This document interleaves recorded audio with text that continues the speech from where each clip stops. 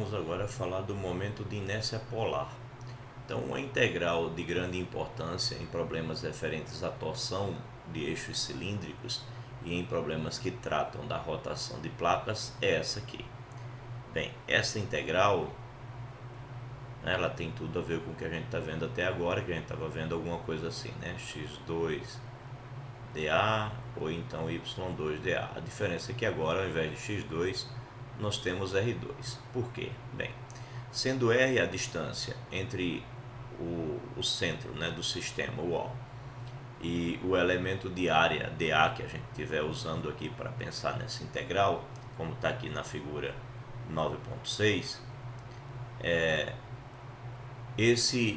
essa integral é o momento de inércia polar da superfície A em relação ao polo O. Ou seja, o que você tem é que se você, ao invés de olhar a distância do nosso elemento de integração ao eixo X, que no caso é a medida Y, ou a distância dele em relação ao eixo Y, você olhar em relação à origem, você vai ter uma distância R, né, um raio.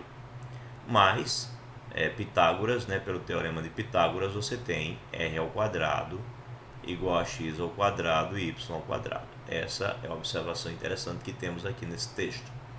Bem, o momento de inércia polar de uma dada superfície pode ser calculado a partir dos momentos de inércia retangulares, e x e y da superfície, se essas grandezas já forem conhecidas.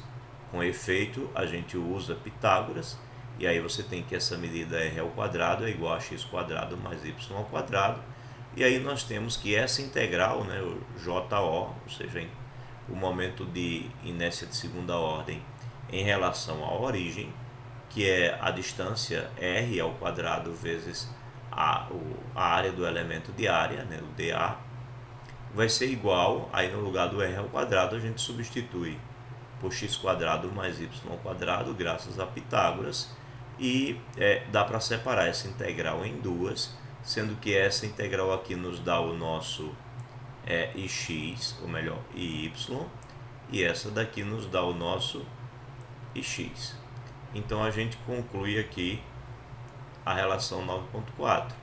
O momento em relação à origem, o momento de inércia de segunda ordem em relação à origem, é igual ao momento de inércia de segunda ordem em relação ao eixo x, mais o momento de inércia de segunda ordem em relação ao eixo y. Bem, aí vamos falar de raio de giração de uma superfície. Então considere uma superfície A com um momento de inércia ix. Considere uma superfície A com um momento de inércia ix em relação ao eixo x, figura 7A. Isso aqui. Então você tem uma superfície A e você sabe que o momento de inércia em relação ao eixo x é esse valor aqui, o ix. Vamos supor que concentramos essa superfície em uma faixa estreita paralela ao eixo x. Então toda essa superfície agora é para nós apenas essa faixa, tá certo? Paralela ao eixo x, figura 9.7b. Bem, se a superfície de área A, desse modo, concentrada, e tiver o mesmo momento de inércia em relação ao eixo x, ou seja, concentrei toda a área, mas o momento de inércia em relação ao eixo x eu estou considerando a mesma. Então a faixa deverá ser colocada a uma distância kx. Então, para ter o mesmo momento de inércia, essa faixa ela vai ser colocada a uma certa distância kx do eixo x, sendo kx definido pela relação, bem, já que o k é a distância que você tem desse elemento até o eixo x e você quer o momento de inércia de segunda ordem, a definição dos nossos momentos de inércia de segunda ordem é sempre a distância ao quadrado vezes a área. Então, o nosso ix vai ser o kx ao quadrado vezes a. Bem, aí você resolve esta equação aqui em relação ao kx, né? Ou seja, você tem ix, passa o a aqui para dividir, e aí como está o k ao quadrado, você extrai a raiz quadrada. Não precisa se preocupar com sinais, porque o x é sempre um número positivo e o a também. Então é a raiz quadrada positiva desse quociente. Bem, a distância kx é denominada então raio de giração da superfície em relação ao eixo x. Tá certo? É o raio de giração da superfície em relação ao eixo x. De modo semelhante, bem, a gente pode fazer a mesma ideia para o eixo y, né? Eu penso aqui no elemento vertical, por exemplo, e penso na distância do elemento vertical até o eixo y, né? Pego esse elemento concentrando toda essa área A, ou seja, eu crio o mesmo argumento, só que agora em relação ao eixo y, e eu teria algo análogo, né? Algo extremamente parecido, ou seja, igualzinho. Se eu aqui tenho que o ix seria dado por isso, eu tenho que o y é dado por isso. E aí, sendo assim, eu posso isolar o ky, assim como isolei o kx.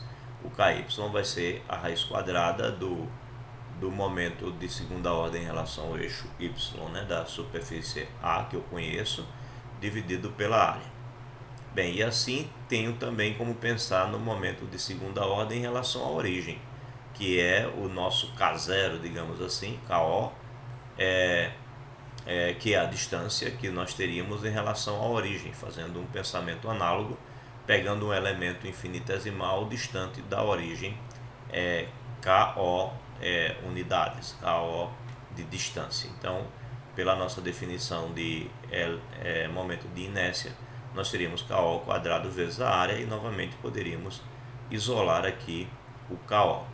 Então veja que a gente conseguiu relacionar esse raio de giração tanto em relação à origem, como em relação ao y, como em relação ao x.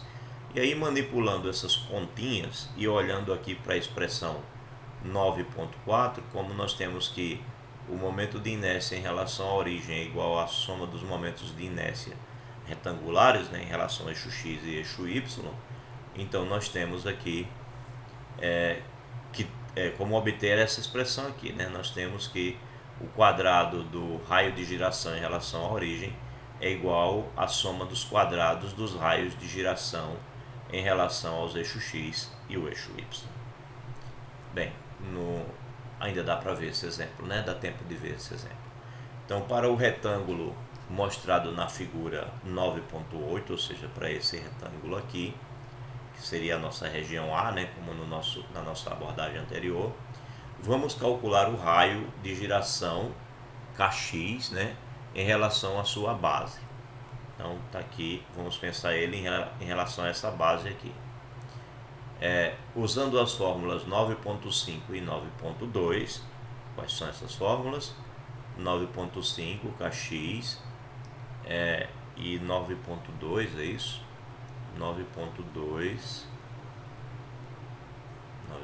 9.4, 9.3, eu voltei, 9.4, 9.3, vamos achar a 9.2, está aqui a 9.2, né, que nós fizemos em relação ao retângulo e nos dava o ix. Então, usando a 9.2 e usando a 9.5, usando essas duas fórmulas, nós concluímos isso daqui, né? Você tem que kx ao quadrado, tirei a raiz quadrada daqui e substituir aqui o ix por 1/3 de bh terceira. Bem, a área, como é um retângulo, é b vezes h, então vai cair aqui um h, com o h terceira aqui vai ficar o h ao quadrado, esse 1/3, nós temos o 3 aqui embaixo, o b se cancela. Então você fica com h ao quadrado sobre 3. E aí você tem que o kx, você extrai a raiz quadrada disso. Então, como h é um valor positivo, a raiz quadrada de h ao quadrado vai dar o próprio h. Você fica com raiz de 3 aqui embaixo e assim você calculou o raio de giração em relação ao eixo x. Bem, o raio de giração kx do retângulo é mostrado na figura 9.8. Não se deve confundir com a ordenada y barra, que é o h sobre 2, do centroide da superfície. Enquanto kx depende do momento de segunda ordem, ou momento de inércia da superfície, a coordenada ou a ordenada y barra está relacionada com o momento de primeira ordem da superfície, tá? Então ele avisa para não fazermos confusão com isso. Bem, no próximo vídeo, então a gente pode falar do exemplo 9.3.